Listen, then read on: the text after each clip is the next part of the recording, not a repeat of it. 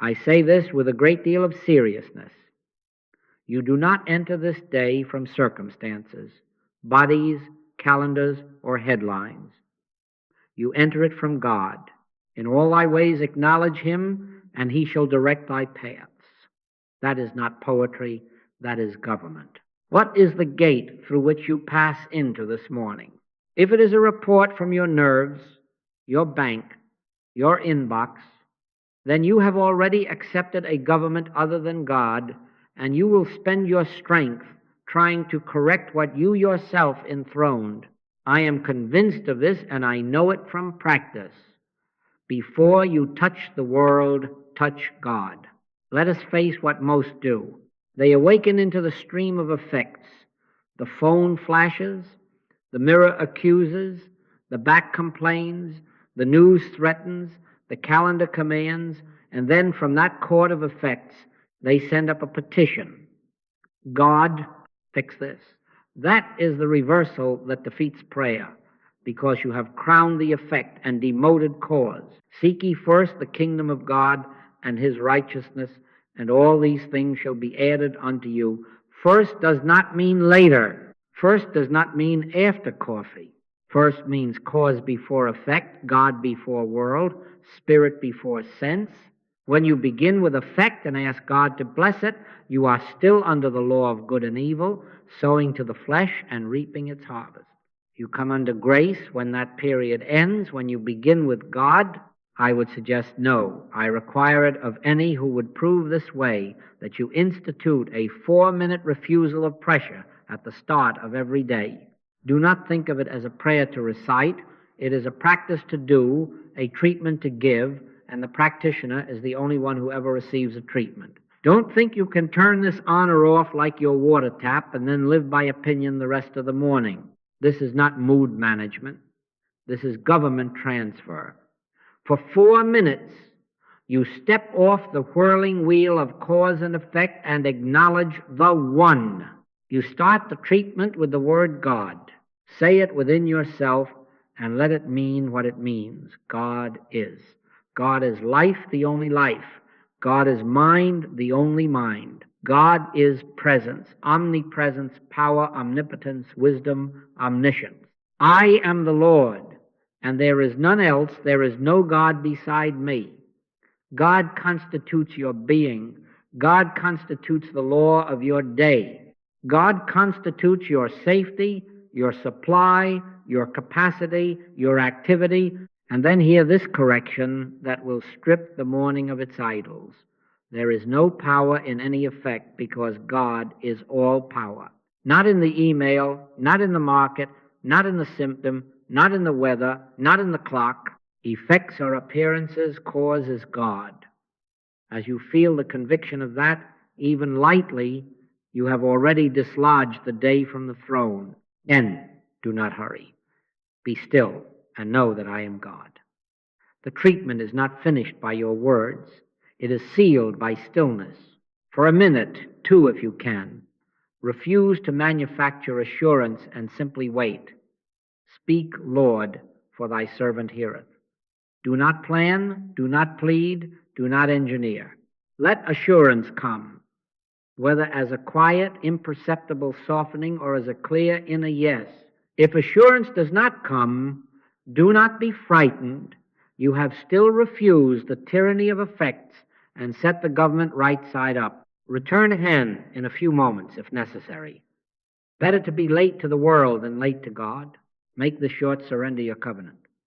If you claim you have no time for 4 minutes, I can promise you the world will take 40. If you give God the first, you will find, as the Master taught, that all these things arrange themselves under grace. Enter now, not by management of effects, but by acknowledgement of the only cause, and you will discover that the day cannot govern you because you did not begin under it. This is really it. Now let us be very honest. What are you calling power this morning? Is it the clock that says you are late? Is it the email that hints at loss? Is it the body that reports stiffness or symptom? Is it the forecast your mind writes about bills, meetings, headlines, or a child's behavior. Why does any of this feel like power? I say this with a great deal of seriousness, because for a moment you have awakened under the law of the second chapter of Genesis, under the belief in good and evil, under cause and effect as a chain, and in that belief, effects impersonate authority. As ye sow, so shall ye reap, is the statement of law.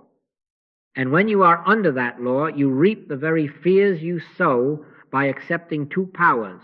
What is the nature of error? The nature of error is the universal belief that effects can govern cause, that what appears on the screen of sense possesses a life and law of its own. Who told you you were naked? Ask the voice in the garden. Who told you that an email could strip you? Who told you that a calendar could drive you? Who told you that a sensation in flesh could legislate for spirit? Only the belief in two powers, good and evil, whispers those sentences into consciousness, and only as long as you consent to them do they act out their little theater. The carnal mind is enmity against God, not because it is a thing, but because it is a belief in a mind apart from God, inventing a second power and then trembling before its own invention. Under that law, you wake into pressure. Under grace, you wake into God. Under law, you consult the day to find out who you are and how safe you are and how much you can love. Under grace, you know, I am the Lord and there is none else. And then the day is permitted to be what it is, an effect, an appearance, an arena in which the one cause reveals its own harmony. Do you see the contrast? Ye cannot serve God and mammon.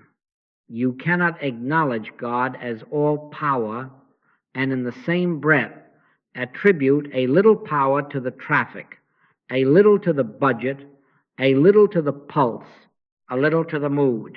Choose you this day whom ye will serve. If you choose God, then you release every effect from the pretense of law. Now, let us name these morning triggers for what they are. Impersonal suggestions. The body's report is a suggestion. It is not law. The mind's forecast is a suggestion. It is not law. The day's schedule is a suggestion. It is not law. The inbox is a suggestion. It is not law. There is no power in any effect because God is all power. Say that not as a slogan, but as a recognition of principle. God constitutes your being. God constitutes the law of your activity, the life of your body, the order of your affairs. Where the Spirit of the Lord is, there is liberty. And liberty does not bow to alarm. Stop accusing the day of pressure. Pressure is not in the hour. Pressure is in the belief that effects have power.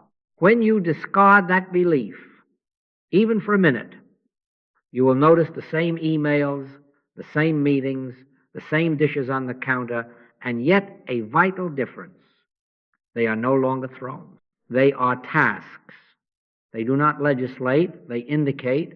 They do not govern, they appear. Take no thought for your life, the Master said. And he was not advocating carelessness. He was describing government. Thought for life is the mechanics of law. Knowing life as God is the ease of grace. I am convinced of this, and I know it from practice. If at waking you catch the idol in the act, this hidden belief that circumstance wields power, and refuse it, you have already broken the spell. From there, the way opens to begin rightly, not by wrestling with effects, but by acknowledging the only cause, and permitting grace to assign each appearance to its proper place without authority, without fear, without pressure. For ye are not under the law, but under grace, and grace is the end of the morning idol. You start the treatment with the word God. I say this with a great deal of seriousness. Before you review any problem, before you scan any messages, before you make a plan to save yourself from the day, you begin with God. Not with your name, not with your needs, not with your schedule, not with your pulses, God. I am the Lord, and there is none else. There is no God beside me. If that is true, and it is, then to begin with, anything else is to begin with an untruth and then try to pray your way out of it. You start the treatment with the word God, because God is cause, and when cause is acknowledged as one, effects are rendered obedient to principle, and you are no longer under their pretense of authority. What then do you say as you begin? Not poetry, not compensation, but recognition. God is. God is life, the only life, my life, the life of all that appears as living. God is mind, the only mind, my mind, the only intelligence governing ideas and their unfoldment. God is presence, omnipresence, filling all space, leaving no space for a second presence called fear or accident or depletion. God is power, omnipotence, leaving no remainder for rival powers, no dark corner for a second cause to hide. God is wisdom, omniscience, the law and order of this universe. God constitutes my being. God constitutes the substance of every right form, the law of every right activity, the rhythm of every right hour.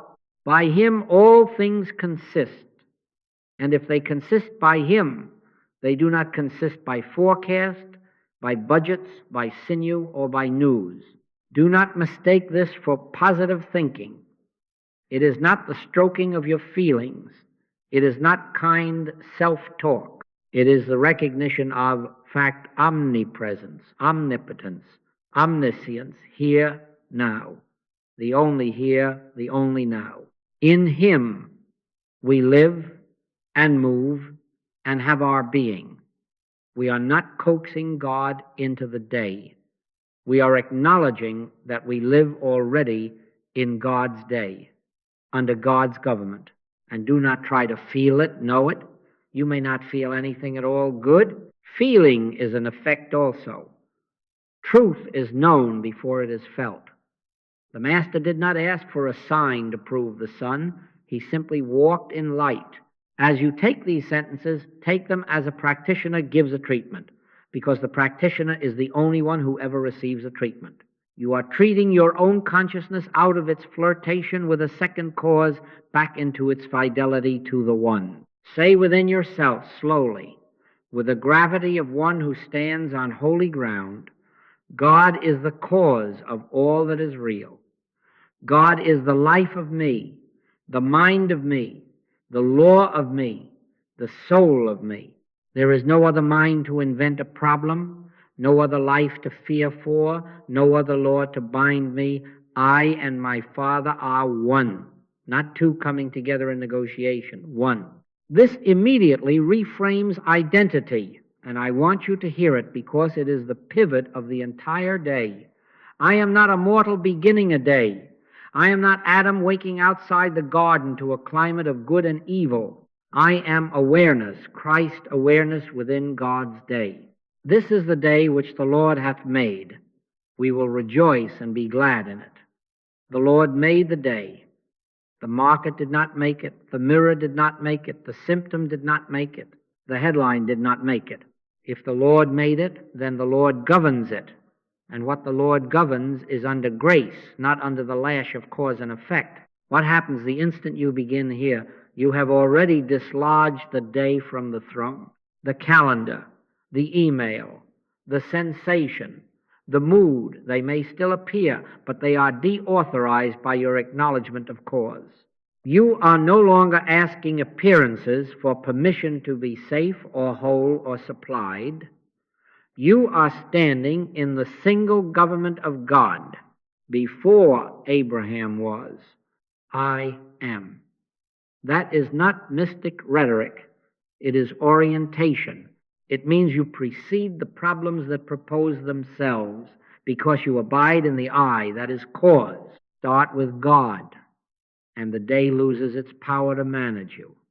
Start with cause, and effects take their rightful place as shadows of a substance that is good and only good. This is really it. Now, having established cause, we come to the second part of the work. And I say this with a great deal of seriousness because this is where most fail. You must know the nature of error. What is error? Not a thing, not a power, not a condition resident in matter or nerves or balances or personalities. Error is a belief, the belief in good and evil, the belief that effects have power, the belief that what appears on the screen of sense can turn and legislate for spirit. Who told thee that thou wast naked? Who told you that a symptom could decree your safety, that a deadline could determine your peace, that a bill could ordain your supply, that another mind could invade the one mind? Only the carnal mind, only the belief in a mind apart from God whispers such sentences. And the moment you refuse consent, the whisper is silenced because it never had voice except your belief. Hear me. There is no power in any effect because God is all power. Therefore, there is no law of fear, there is no law of lack, there is no law of disease, there is no law of accident, there is no law of age to wither life, no law of fatigue to deplete strength, no law of contagion to travel where omnipresence already is.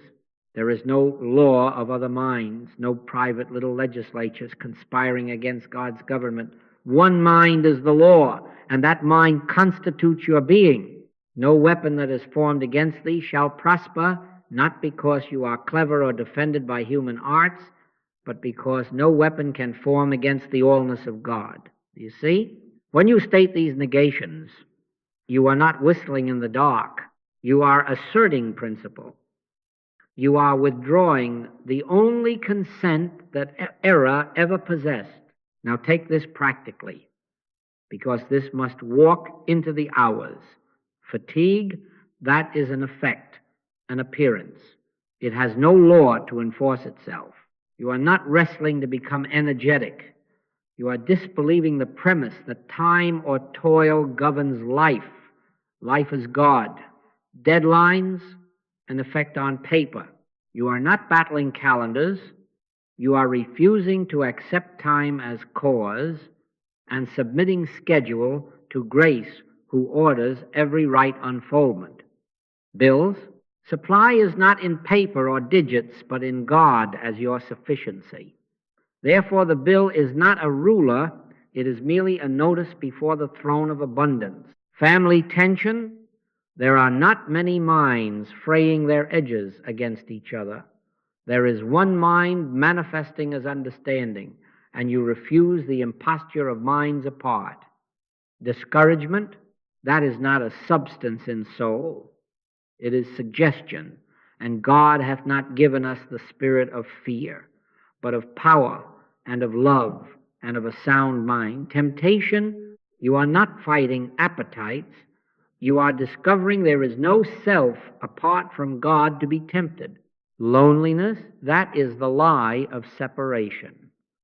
I will never leave thee, nor forsake thee, is the fact at the root, and companionship is in oneness, not in numbers. Understand what we are doing. We are not setting up a duel with a rival power. We are not psychologizing ourselves out of sensation. We are not affirming over realities. We are denying unreality, the only place it ever held our acquiescence. Judge not according to the appearance, but judge righteous judgment.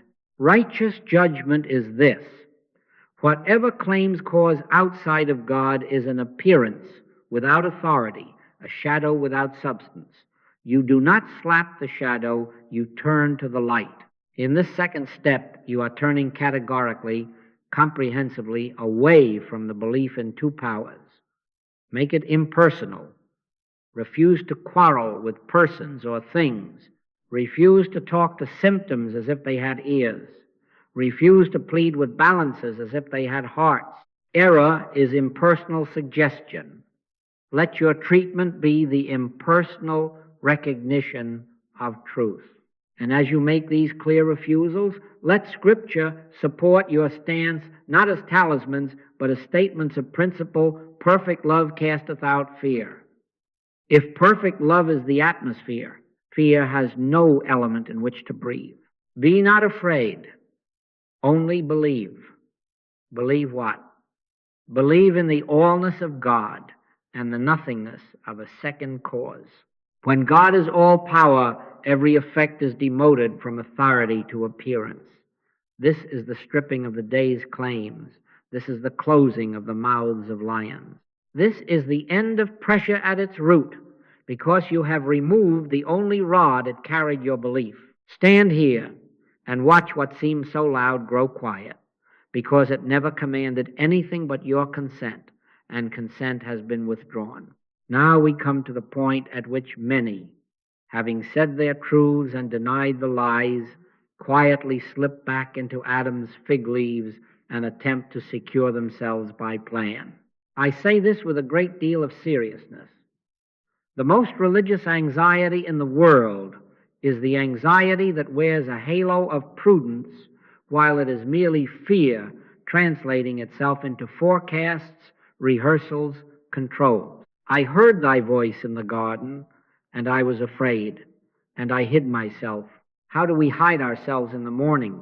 With outlines, with contingencies, with mental spreadsheets of safety. We do not call it fear, we call it wisdom. But the Master said, Take therefore no thought for the morrow. Your heavenly Father knoweth that ye have need of all these things. He did not commend carelessness, he revealed government. Take no thought does not mean neglect, it means end the self-program to save itself by thought. Surrender, then, is not passivity, it is intelligence.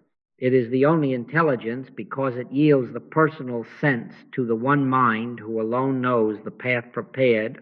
Trust in the Lord with all thine heart, and lean not unto thine own understanding. In all thy ways acknowledge him, and he shall direct thy paths. Do you hear the word direct? Not advise, not assist, not bid for your vote direct. To surrender is to consent to direction. I can of mine own self do nothing, said the Master, and there is our model of divine competence. The surrender of personal will does not diminish capacity.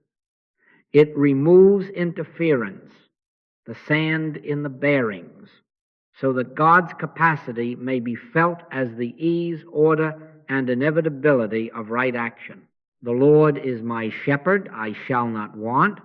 The sheep are not inert, they are led. Make this very simple, for I am giving you a formula to practice, not a poem to admire. At this point in your morning treatment, say within, Father, thou art here.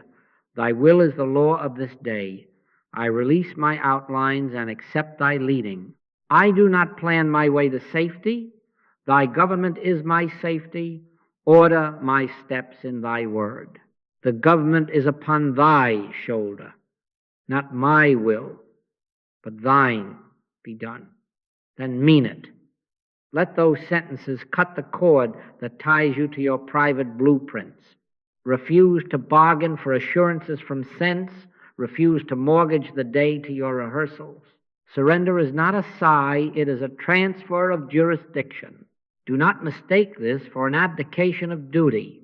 To the contrary, surrender returns duty to its rightful altar and removes fear from it. You will answer your emails. You will attend your appointments. You will tend the body's hygiene. You will pay your bills. But you will not do any of this as one negotiating with rival powers.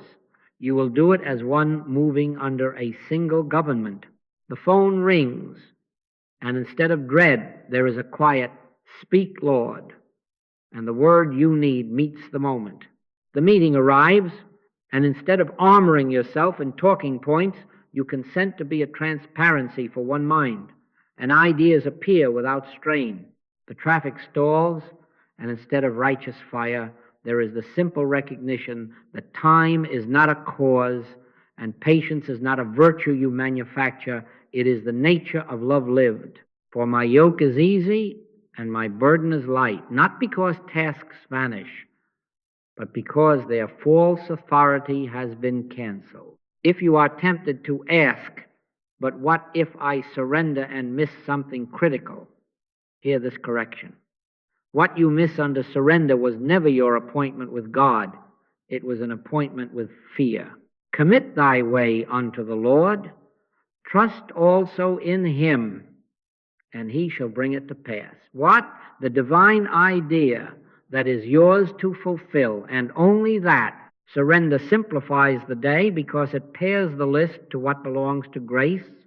It ends the boasting of many minds, many wills, many urgencies, and reveals one will unfolding as harmony.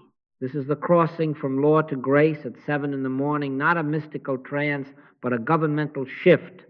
Stop trying to engineer security. Yield the right to outline.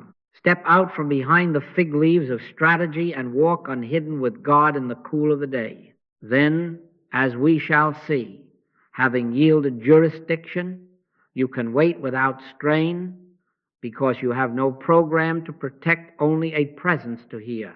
Now, we do what completes the work. And I say this with a great deal of seriousness because many of you stop just shy of it and then wonder why the hour does not change. We wait, not with words, not with pleading, not with rehearsal, but with a simple, fearless receptivity. Speak, Lord, for thy servant heareth. That is the posture. The truths have been declared, the idols have been refused, the self has yielded its outlines. Now the practice finishes itself in silence. Be still and know that I am God. Not be still and think about God. Be still and know, what do we seek in this stillness? Assurance. Not a thrill, not a vision, not an emotion that spikes and fades. Assurance is subtler and more authoritative than feeling. It is that inward yes in which the argument ceases, the sense of two powers falls away, and you know without demonstration, without proof, God is on the field. In quietness and in confidence shall be your strength, said the prophet. Confidence is not intensity. It is the end of personal strain because presence has been recognized as presence. Sometimes it registers as a loosening through the chest, sometimes as a soft lightness behind the forehead, sometimes as nothing you can describe at all except the absence of alarm. Do not grade it, do not test it, receive it, however it appears, because the holy does not arrive to satisfy your senses. The holy dawns as its own witness.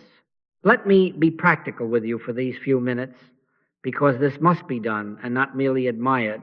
Sit, if you can, with both feet on the floor, the spine at ease but not collapsed, the hands resting open, the jaw unhooked, the brow smoothed.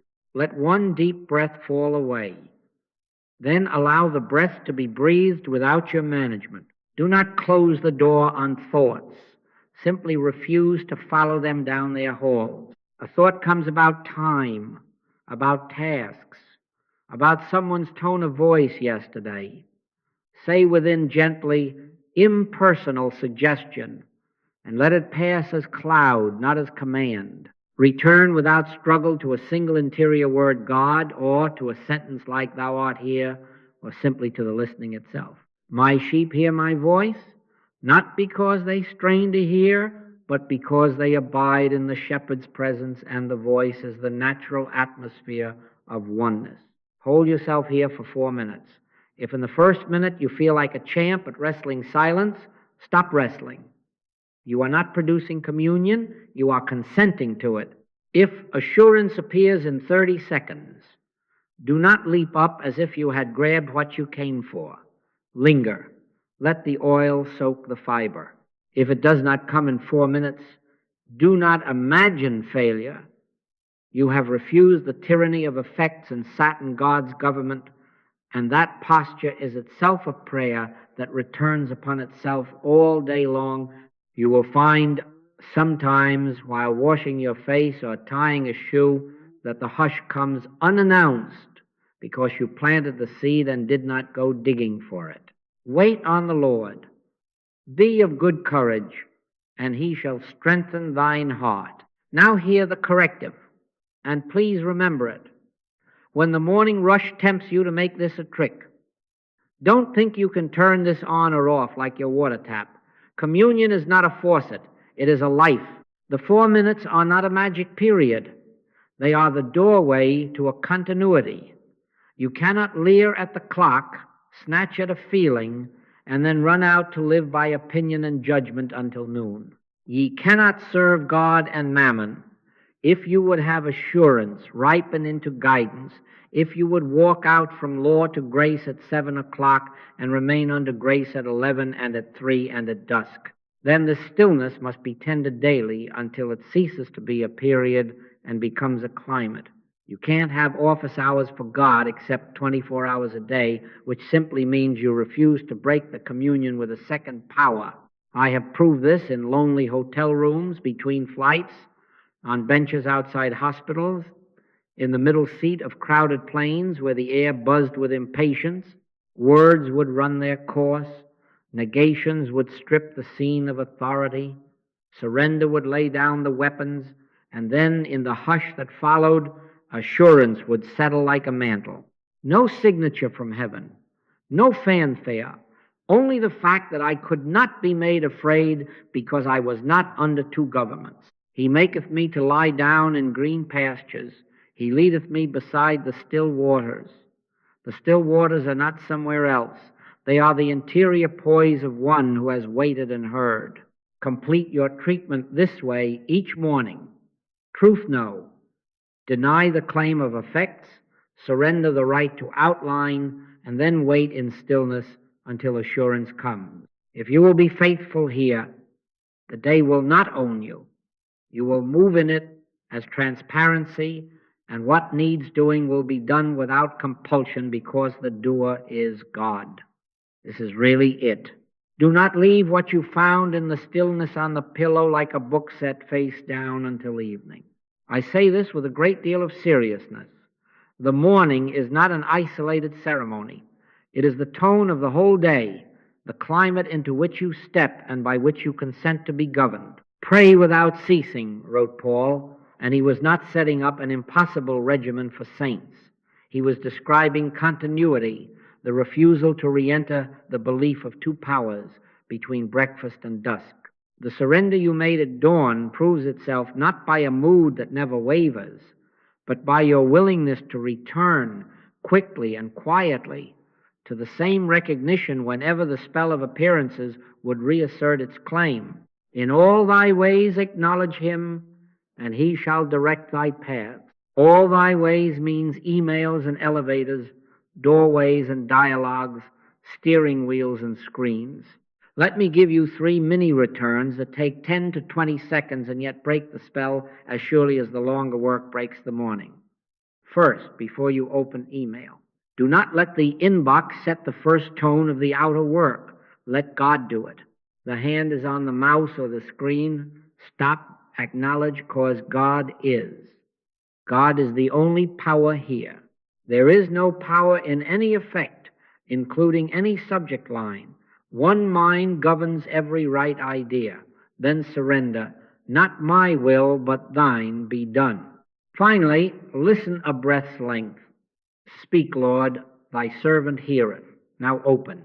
You have preempted suggestion. You have refused to let a string of digital letters impersonate authority.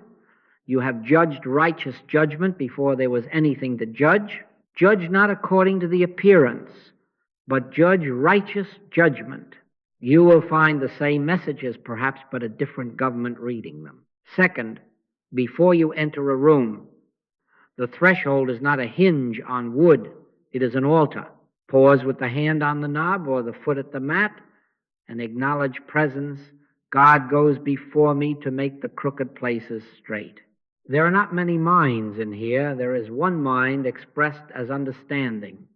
Lift up your heads, O ye gates, and the King of glory shall come in.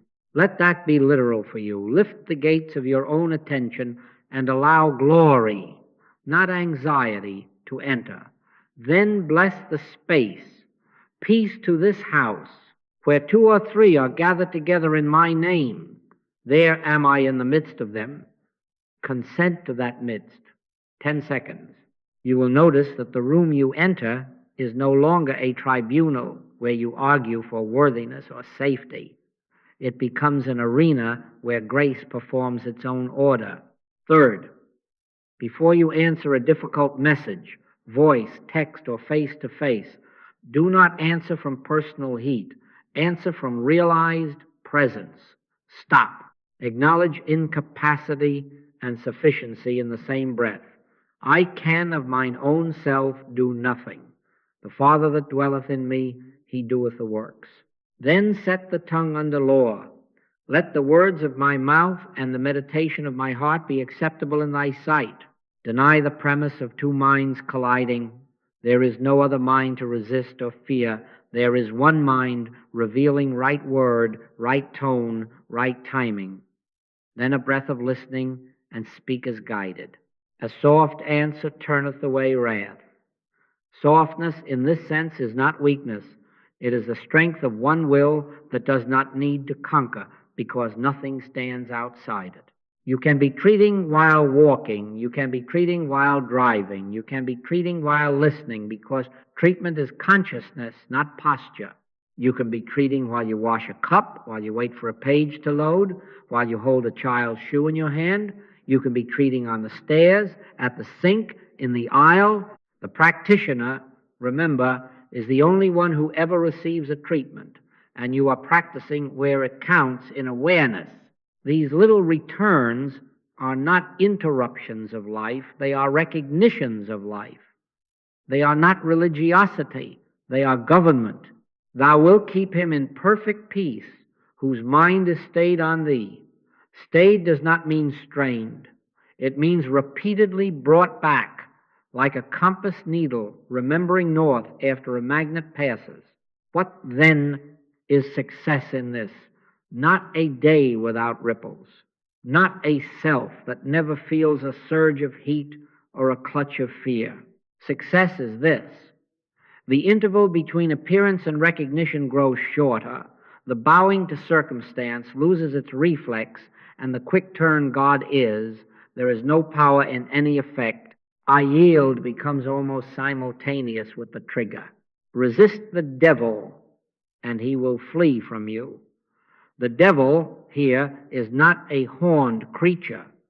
It is the suggestion of a second power, and resistance is not struggle. It is non-consent, the refusal to attribute law to an effect. When you live like this, many returns woven through the weave, you discover that morning has not ended. It has lengthened itself into noon and 4, and into the hour when the street lights come on. And this is the proving that the grace you entered by intention maintains you by its own intention, because you have allowed no rival government to draft you back into law. This is really it. Non-judgment is not moral decoration. It is protection, governmental protection, because it is the refusal to believe in two powers. I say this with a great deal of seriousness. You cannot condemn the world and still claim that you live in God's government. Judge not, that ye be not judged, is not a pious warning about social niceties. It is a statement of law. To judge is to reinstall good and evil as powers, and the instant you do so, you have stepped back under the law of the 2nd chapter of Genesis, where everything is measured by opposites, and fear must follow as night follows sunset. If thine eye be single, if you refuse the divided gaze, thy whole body shall be full of light. But if your eye turns to weigh persons as better or worse, harmless or dangerous, you have already accepted a second cause, and the light dims by consent, not by decree. What is the nature of judgment? It is personalizing an impersonal suggestion. It is taking the floating whisper of a second mind, a second will, a second cause, and pinning it like a label on a brother or a headline or a body, and then reacting to the label as if it possessed law. We wrestle not against flesh and blood, said Paul. When you wrestle with flesh and blood, you have misidentified the arena, and you can only lose, because you are fighting with shadows cast by your own belief in two powers. Here the Master's corrective. Father, forgive them, for they know not what they do. Why did he say that? Because he would not consent to the premise of many minds. He would not grant villainy a self-existent cause. He stripped the appearance of personal authorship and stood in the single mind that alone acts as cause. That is non-judgment, and that is protection. Now take this into the day, because this is discipline and not sentiment. You are tempted to label the one who cuts you off in traffic as your irritant. Stop.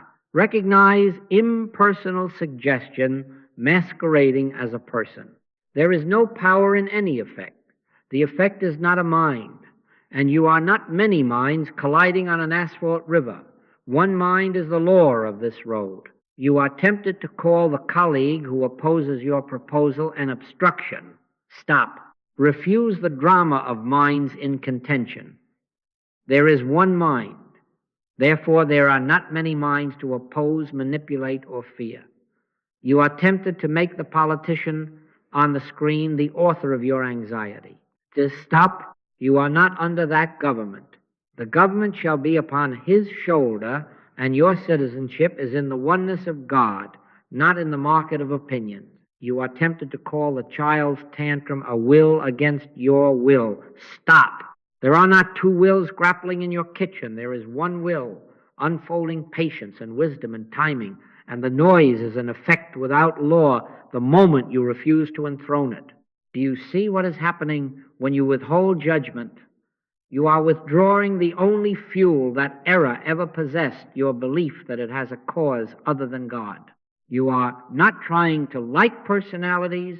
You are refusing to accept personalities as causes. Love your enemies. Bless them that curse you, not because you have turned saccharine, but because love is the recognition of one life as the only life, and in that recognition, the label enemy has no oxygen.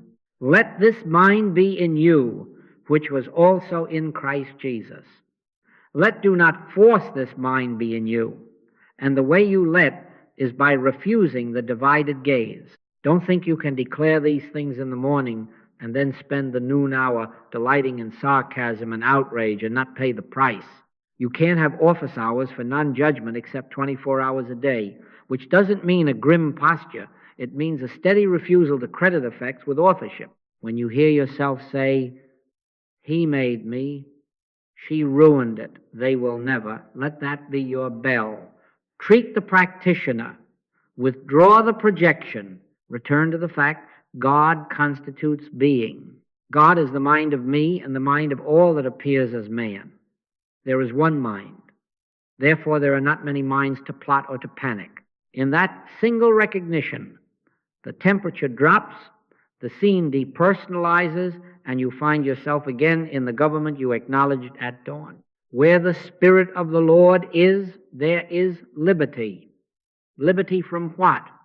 From the lash of two powers, from the courtroom of constant verdicts, from the fear that follows judgment as its officer. Hold to this discipline and you will discover that non-judgment is not a virtue you perform. It is grace protecting itself as you. This is really it. I say this with a great deal of seriousness. The very morning you wake to a shout, pain in the limb, heat in the brow, a fist of dread in the stomach, the mind already rehearsing defeats, that is precisely the morning you must not abandon the work. That is the hour for it. Do not take the report as your ruler, take it as your bell. Who told thee that thou wast naked? Who told you that sensation is a legislator, that chemistry is a governor, that mood is a monarch? Only the belief in two powers utters those sentences, and our practice begins by refusing audience to that belief. This is the day which the Lord hath made. We will rejoice and be glad in it, not because it looks pleasant on the barometer of sense, but because day is not a weather system. Day is the unfoldment of God and God alone. Hear the redefinition that many of you still overlook and thereby lose the key to the door. The practitioner is the only one who ever receives a treatment. We are not treating a body. We are not manipulating tissue. We are not addressing organs or nerves or balances. We are treating consciousness, your consciousness, because it is in consciousness that the belief in two powers must be dissolved. Our treatment is given to God. We acknowledge God as cause. We deny cause to every effect. We surrender our right to outline rescue, and we wait until assurance dawns. When the shout comes at dawn, do not argue with the body. Do not counter-shout with the mind. Treat the practitioner. We walk by faith, not by sight. And faith here is not credulity. It is the recognition of one cause and the refusal to enthrone appearance. Let me give you an on-the-spot protocol, because I do not want you lost in essays when the hour calls. First, you start the treatment with the word God. God is. God is the only presence, the only power, the only law, the life of me, the mind of me, the very substance and activity of being. Rest that sentence in you, not as a chant to drown noise, but as recognition. Second, you strip the report of authority. There is no power in any effect because God is all power. Therefore, there is no law of pain to compel attention, no law of fatigue to command terms, no law of dread to prophesy disaster, no law of chemical decree to overrule spirit.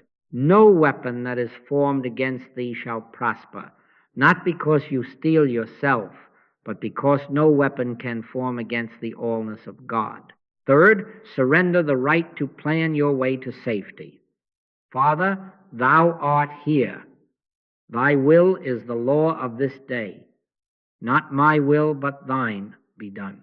I do not outline relief, I accept government. Fourth, be still. Speak, Lord, for thy servant heareth.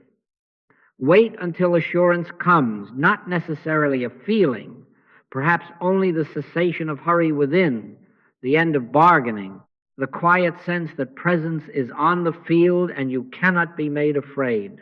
Even 2 minutes of honest stillness will shift the axis from fear to grace. Then proceed gently. I am not telling you to ignore what is humanly needful. I am telling you to refuse to give authority to appearances.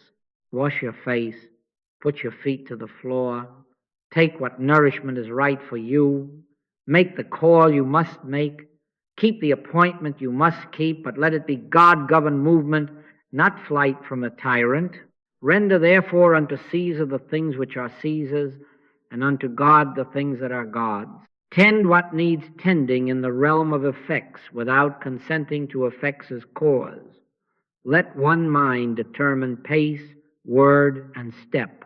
You will discover that as you deny law to the symptom and accept law in God, the heat of panic cools, the exaggeration of sensation subsides, and what must be done is revealed with a simplicity that was impossible under the lash of two powers. I have wakened in far cities with the heart galloping as if chased by a pack of hounds, the mind reciting headlines it had never read. And I have proven this. I would not touch the fear with human hands. I would not pet the pain with self-pity. I would not bargain with the day. I would start with God, deny the effect, surrender my schemes, wait, and then rise under a government not my own. Sometimes the appearance changed at once. Sometimes it faded as the morning wore on. Always the tyranny ended because jurisdiction had changed. Perfect love casteth out fear. Love here is not affection. It is the recognition of perfect cause. And when perfect cause is recognized, fear has no office to hold. So, when symptoms shout in the morning, do not submit your papers to their tribunal. Treat the practitioner. The morning report is not your ruler. It is a call to reestablish God as the only presence and power. Do this faithfully, without theatrics, and you will learn that what seemed to lift a whip over you was only an appearance without law. And the moment you cease to consent, it ceased to command. This is really it. What does it mean to move from law to grace at 7 o'clock in the morning? It means precisely this. You refuse to enter a day that is a link after link of cause and effect to be managed, dodged, and earned, and you stand in a day that is already constituted in God. Under law, you rise to barter, do this, and perhaps it will go well. Avoid that, and perhaps it will not go badly. As ye sow, so shall ye reap, and you become a gardener of anxieties. Under grace, you rise and acknowledge what is already true. God is. God is the only cause, the only power, the only law, and therefore harmony is not manufactured by your sweat. Harmony is realized as His presence. My grace is sufficient for thee. Sufficient means enough for this hour before you put a hand to the plow, and enough for the hour after it. Not because you have earned it, but because grace is the government of being. Recall the ancient picture, and do not over-explain it. See it. In the garden, innocence is the air. There is no discussion of good and evil, no weather report of opposites, no hiding. The moment the belief in two powers is accepted, good and evil, cause and effect as competing governors, shame appears, fig leaves rustle, footsteps are dreaded, and man hides himself among the trees from his own life. Who told thee that thou wast naked? That voice is law, the law of duality, and it brings with it striving and fear, because you must now protect yourself from the universe of possible collisions. Grace restores the innocence of oneness, not naivete, not passivity, but innocence, the state in which you are not measuring everything as for you or against you. If thine eye be single, thy whole body shall be full of light. Singleness is grace, doubleness is law. I say this with a great deal of seriousness. The prison called time is part of the same law. Calendars and clocks are not tyrants until you enthrone them. Age, deadlines, pressure, these are effects, they are not causes. One day is with the Lord as 1,000 years, and 1,000 years as one day. Before Abraham was, I am. If you will hear it, those are not poetic exaggerations. They are revelations of government. God's now is the measure of being. When you enter the day as chain, this leads to that, then every link can threaten you with delay or demand. When you enter the day as God's unfoldment, then each moment is whole, sufficient, complete in its own order, and the next moment rises out of this one by grace, not by human propulsion. Take therefore no thought for the morrow, not because tomorrow does not exist on a calendar, but because the only reality of tomorrow is the grace that is now. So at 7 o'clock, whatever the clock says, make the transfer. Say it and mean it. This is God's day, and it unfolds under God's government. This is not a slogan to decorate a refrigerator. This is jurisdiction. You are placing yourself under grace instead of under law, and the proof will be immediate in the way urgency loses its whip and tasks arrange themselves without your constant push. Under law, you believe you must earn a good day and avoid a bad one.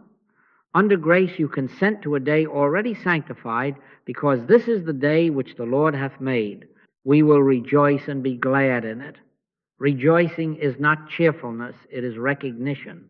Do you ask how this alters the so-called facts? It does not need to alter facts. It alters government. Facts under law are chains. Facts under grace are appearances without power. You still meet the appointment. You still write the brief. You still change the tire on the roadside. But you do not do any of it as a creature in a system of rewards and punishments. In Him we live and move and have our being. Movement in Him is not strain, it is order. I am Alpha and Omega, the beginning and the ending. The day is not beginning and ending because a clock asserts it. The day is beginning and ending in the one who is both. And that is why you can rest even as you act. Grace begins the moment you stop treating the day as a mechanical chain and begin living in God's government. Do not wait for proof. Stand in it, and the proof will be the gentleness that comes upon your shoulder where the burden used to bite. Stand in it, and the proof will be the word given in the instant that requires it.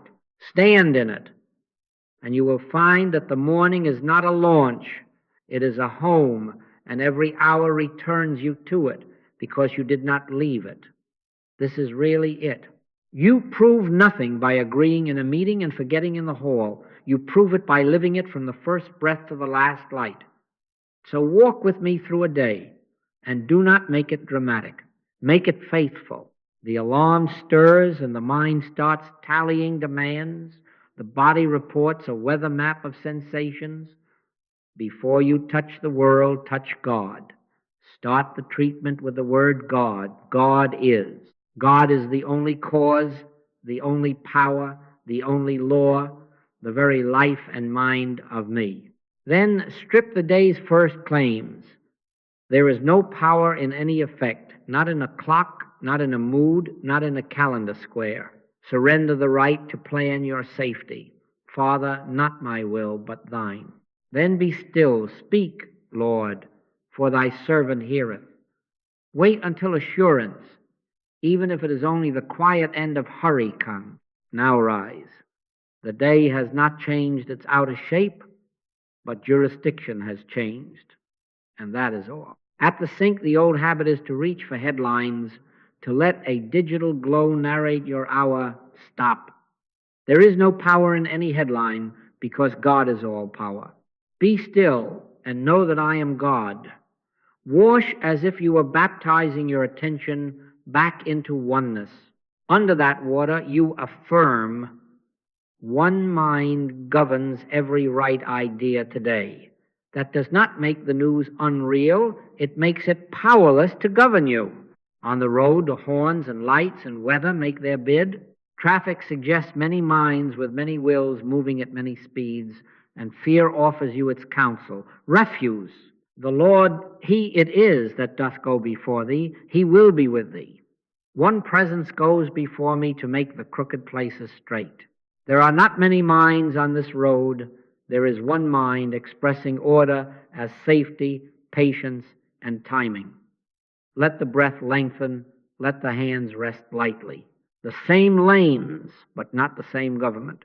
In the meeting, you feel the prickle of disagreement. A colleague appears as an adversary. Do not accept the mask as cause. I can of mine own self do nothing. The Father that dwelleth in me, He doeth the works. Start at God. Deny the premise of two minds. There is no power in the effect called conflict. Surrender the need to win. Be still a moment within the conversation. You can listen while you wait. Then the word comes, softer than your habit and stronger than your pride. A soft answer turneth away wrath. You will notice the heat breaks, not necessarily the opinions, but the spell that says you must contend for your life dissolves. And in that open air, a right idea has room to appear. Midday brings an email, a surprise expense, a bill you did not expect, a notice with numbers arranged to frighten. Do not argue with arithmetic. Do not flatter it. Treat the practitioner, not the ledger. God is source and substance. God is the law of this universe. Therefore, there is no law of lack to overrule grace. The earth is the Lord's and the fullness thereof. Deny power to the notice. Surrender the rescue plan. Wait. I have watched many such hours. A feared penalty reversed. A fee waived without appeal. A new contract arriving the same afternoon. Not because we manipulated conditions, but because we withdrew belief that conditions rule. The appearance often remains on paper while its sting disappears. And then in its season, the paper changes too. By 3 o'clock, the body suggests a different monarchy, fatigue. Do not bully it, and do not crown it. Come unto me, all ye that labor and are heavy laden, and I will give you rest. Start with God. Deny the law of depletion as cause. Let the eyes close for 60 seconds. Consent to be carried. You may choose a cup of tea. You may take a brief walk, but you do not move under compulsion. You move under grace, and you will prove that rest is not time off. Rest is God realized. Evening presses its domestic tests. A child's noise, a skillet smoke, a door that sticks, a screen that will not. The suggestion is two wills meeting at a narrow gate. Refuse. There are not two wills. There is one will unfolding harmony. The government shall be upon his shoulder. Bless the house. Peace to this dwelling. Treat right there at the stove, at the sink, at the threshold. Do not think you can turn this on or off like your water tap. You are the practitioner, and the practitioner lives in treatment because treatment is consciousness. And so the meal that wanted to be an argument becomes laughter, or silence becomes tender, or the door that would not yield opens with a different hand at a different angle as you refuse to put your shoulder where his already is. Night comes, and with it the old bookkeeper who wants to balance the day by law. Do not total it under merit and demerit. Return once more, God is. There is no power in any effect. Therefore, no success has made you, and no failure can unmake you. I will both lay me down in peace and sleep, for thou, Lord, only makest me dwell in safety. Let gratitude be recognition, not flattery. The day is proved not by drama, but by this. At every hour, the same choice was offered, God or circumstance, and more you chose God. Every case was treated the same, only the masks changed. This is really it. I say this with a great deal of seriousness, because if you miss this, you will turn the living God into a fire extinguisher on the wall. Do not try to use this only when you are frightened. Do not tuck it away for storms, for legal notices, for x-rays, for midnight phone calls. That is the old religion of panic and bargain, and I know where it leads, spasms of relief, followed by long seasons of forgetfulness, no maturation, no abiding. Pray without ceasing, said Paul. Not pray when the siren howls, not pray when the boat lists. Ceasing is the disease. Prayer is the life. Give us this day our daily bread. Bread is daily. Grace is daily. Recognition is daily. If you will have God as government, have him as government all the time, or you will remain under the law all the time, no matter how brilliantly you plead for exceptions. Make a covenant with yourself and with God, and hold to it when it is easy and when it is dull, when you feel nothing and when you feel much. 4 minutes every morning before you touch the world. Touch God. You start the treatment with the word God. God is. God is the only cause, the only power, the only law, the life and mind of me. Then strip the day of claim. There is no power in any effect, because God is all power. Surrender your right to engineer safety. Father, not my will, but thine. Then wait in stillness until assurance, however slight, is present. That is the morning covenant. If you can, repeat it at midday. 2 or 3 minutes will be enough just to withdraw the day from the throne again, to renew jurisdiction. And at night, before you give yourself to sleep, return once more, not to evaluate, but to recognize. God is, effects have no power, I surrender. Speak, Lord, thy servant heareth. This is not piety, this is law. His mercies are new every morning, new, not occasional. Don't think you can turn this on or off like your water tap, because you cannot turn off belief in 2 powers between sessions and then turn it on again at the sight of a wolf. The work is the replacement of reflex. The carnal mind is a reflex of division. Christ's mind is the reflex of oneness. How are reflexes altered? Not by a single brilliant insight, not by a moving meeting. They are altered by repetition, gentle, relentless, faithful repetition, until the next time a sensation barks, you do not leap. You remember. Thou wilt keep him in perfect peace, whose mind is stayed on thee. Stayed means stayed again and again, returned, again and again rested, until staying is natural and wandering is unusual. I would suggest that as soon as these words are available to you again, study them again, hear them several times, live with them until the very cadences Interrupt your old thinking. Read the scriptures, not for stories, but for government. Be still and know that I am God. Fear thou not, for I am with thee. The Lord is my shepherd. I shall not want. Let these not be verses you admire. Let them be the constitution under which you serve. And when in an hour you discover you have wandered back to commentary, begin again. Begin again at breakfast. Begin again at the red light. Begin again in the line at the market. Quick replays, 20 seconds, God is. No power in any effect, not my will. Speak, Lord. You will find that the interruptions grow shorter and the replays grow easier because consciousness is being trained to its true government. What is maturity in this way? Not accumulation of novelties, not a cabinet of rare sayings. Maturity is abiding. If ye abide in me, and my words abide in you. Abide means dwell, live, take your meals and your rest and your decisions there. The mature do not know more. They return more swiftly. And then they scarcely return at all because they have not left. Their non-judgment is no longer a discipline first. It is a nature. Their prayer is not an exercise first. It is a climate. You can have this, but not as an accessory. You must wear it as your life until it is your life. Please hear this and do not try to improve on its simplicity. 4 minutes in the morning, start with God, deny power to effects, surrender, be still. A brief return at midday.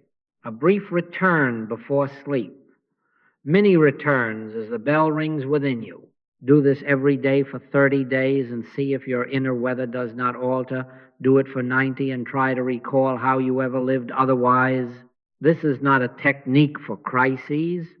It is a way of life until it becomes consciousness, and then it is not a way you are in the way. I am the way, the truth, and the life. Let that be not a plaque on a wall, but the government of your hours. This is really it. Let us close rightly, not with excitement, but with government. You do not step into this day as a creature in a weather of effects. You step into it from God, and that changes everything. This is the day which the Lord hath made. We will rejoice and be glad in it. Rejoice is not noise. Rejoice is recognition. You are not under the lash of the calendar. You are under grace. I say this with a great deal of seriousness, because if you miss this last word, you will take what you have heard and try to bolt it to a program. But it is not a program. It is a government. So here again, as final instruction and benediction, the simple discipline that places you under that government. Start the treatment with the word God. God is. God is the only cause, the only power, the only law, the life of you, the mind of you, the substance and activity of being. Do not hurry past that. Let it be the first movement of thought and the first atmosphere of breath. Then there is no power in any effect because God is all power. Strip the day of claims, strip clocks, headlines, symptoms, balances, and personalities of authority. They have no jurisdiction. Next, surrender your right to plan your way to safety. Not my will, but thine be done. Lay down your outlines, your bargains, your heroics, and then wait. Speak, Lord, for thy servant heareth. Not as a posture, but as a fact. Be still until assurance comes, until the hurry stops, until you know, even if only quietly, that presence is on the field. That is the whole of it, and that is enough. There is no power in any effect because God is all power. Therefore, fear has no law to enforce itself. Perfect love casteth out fear, and love here is the recognition of perfect cause. Be still and know that I am God. Know it not as debate, but as government. Not by might nor by power, but by my Spirit, saith the Lord. If his spirit is the government, then panic has no office to hold. If his law is the law, then sense testimony is only an appearance seeking your consent. Refuse your consent not by defiance, but by recognition. God constitutes your being. God constitutes your day. God constitutes the law that operates as order, as safety, as sufficiency. Thou wilt keep him in perfect peace, whose mind is stayed on thee. Do not postpone this. Do it now before you stand, or as you stand 4 minutes. No theatrics, no embroidery. God is. There is no power in any effect. Not my will. Speak, Lord. Do it tomorrow and the next day and the next, until start with God is not a reminder on a wall, but your reflex, your first motion, your natural air. Many returns at the door, at the sink, at the screen, 20 seconds to renew jurisdiction.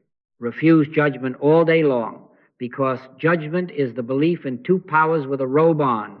Return, return, return, until returning ceases, because you have not left.